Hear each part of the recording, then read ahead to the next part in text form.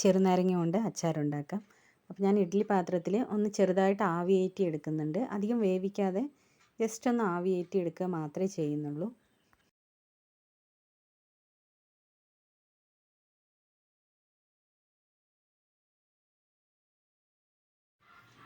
ഇഡ്ഡലി പാത്രത്തിൽ വെള്ളം ചൂടായി കിടക്കുകയാണ്. 2 മിനിറ്റ് ആവിയിലൊന്ന് വെച്ചെടുക്കുകയേ ചെയ്യുന്നുള്ളൂ.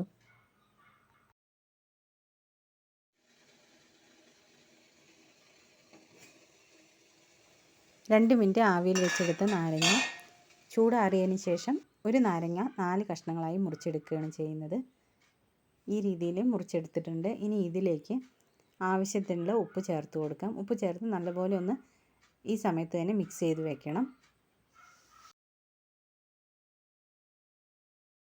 ഉപ്പ് കൂടെ ചേർത്ത് വെച്ച് കഴിഞ്ഞാൽ നാരങ്ങയിൽ കുറച്ച് വെള്ളം ഇറങ്ങി വരും.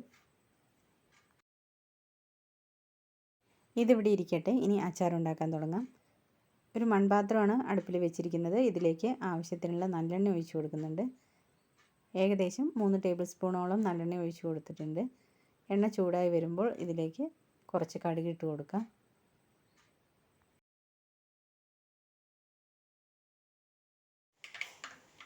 കടുക് പൊട്ടിയതിന് ശേഷം ഒരു ചെറിയ കഷ്ണം ഇഞ്ചി ചെറുതായി നുറുക്കിയത് കൂടെ ചേർത്ത് കൊടുക്കുന്നുണ്ട്.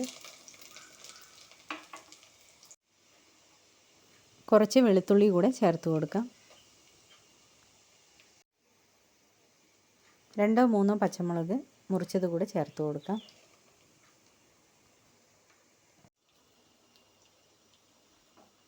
കുറച്ച് കറിവേപ്പില കൂടെ ഇട്ട് കൊടുത്തിട്ടുണ്ട്. ഇനി ഇതെല്ലാം കൂടെ ഒന്ന് നല്ലപോലെ യോജിപ്പിച്ചെടുക്കാം.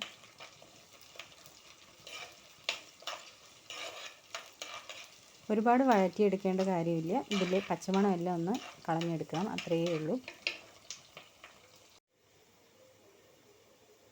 ഇനി ഇതിലേക്ക് പൊടികളെല്ലാം ചേർത്ത് കൊടുക്കാം. 1/4 ടീസ്പൂൺ മഞ്ഞൾപ്പൊടി ചേർത്ത് കൊടുത്തിട്ടുണ്ട്. 1/2 കപ്പ് മുളക് പൊടിയാണ് ചേർത്ത് കൊടുക്കുന്നത്. കടുകും ഉലുവയും വറുത്ത് പൊടിച്ചതാണ് 1 ടീസ്പൂണോളം ചേർത്ത് കൊടുക്കുന്നുണ്ട്. ഇതിലേക്ക് ആവശ്യത്തിനുള്ള കായപ്പൊടി കൂടെ ചേർത്ത് കൊടുക്കുന്നുണ്ട്.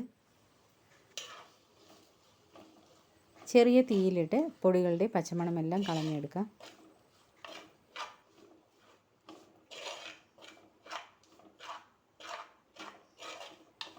നുറുക്കി ഉപ്പ് ചേർത്ത് വെച്ച നാരങ്ങ ഈ സമയത്ത് ചട്ടിയിലേക്ക് ഇട്ട് കൊടുക്കുന്നുണ്ട്. പൊടികൾ എല്ലാ ഭാഗത്തും ആവുന്ന വിധം നല്ലപോലെ ഒന്ന് യോജിപ്പിച്ചെടുക്കാം.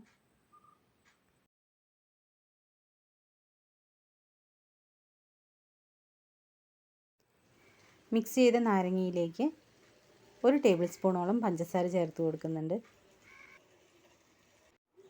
3 ടേബിൾ സ്പൂണോളം വിനാഗിരി കൂടെ ചേർത്ത് കൊടുക്കാം.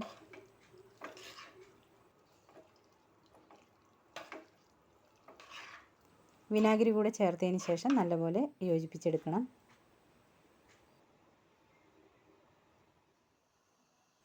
നല്ലപോലെ ചൂടാറിയതിന് ശേഷം ഒരു ഗ്ലാസ് ജാറിലേക്ക് മാറ്റാം. വേറെ പാത്രത്തിലേക്ക് ആക്കുന്നതിന് മുമ്പ് ഉപ്പെല്ലാം ഒന്ന് ചെക്ക് ചെയ്ത് നോക്കണം. ഇതിൽ ഉപ്പ് കുറവായിരുന്നു, അപ്പോൾ ഞാൻ കുറച്ചുകൂടി ചേർത്തിട്ടുണ്ട്. നാരങ്ങ നല്ലപോലെ സോഫ്റ്റ് ആയിട്ടുണ്ട്. അതുപോലെ തന്നെ ഈ അച്ചാറിന് തീരെ കയ്പും ഇല്ല. വീഡിയോ നിങ്ങൾക്ക് ഇഷ്ടപ്പെടുകയാണെങ്കിൽ നാരങ്ങ കിട്ടുന്ന സമയത്ത് എന്തായാലും ഇതുപോലെ ഒന്ന് ട്രൈ ചെയ്ത് നോക്കൂ. നിങ്ങളുടെ വിലയേറിയ അഭിപ്രായങ്ങളെല്ലാം കമൻറ്റ് ബോക്സിൽ അറിയിക്കാം. അടുത്ത നല്ലൊരു വീഡിയോയുമായി ഇനിയും വരാം. അതുവരെ എല്ലാവർക്കും താങ്ക് യു.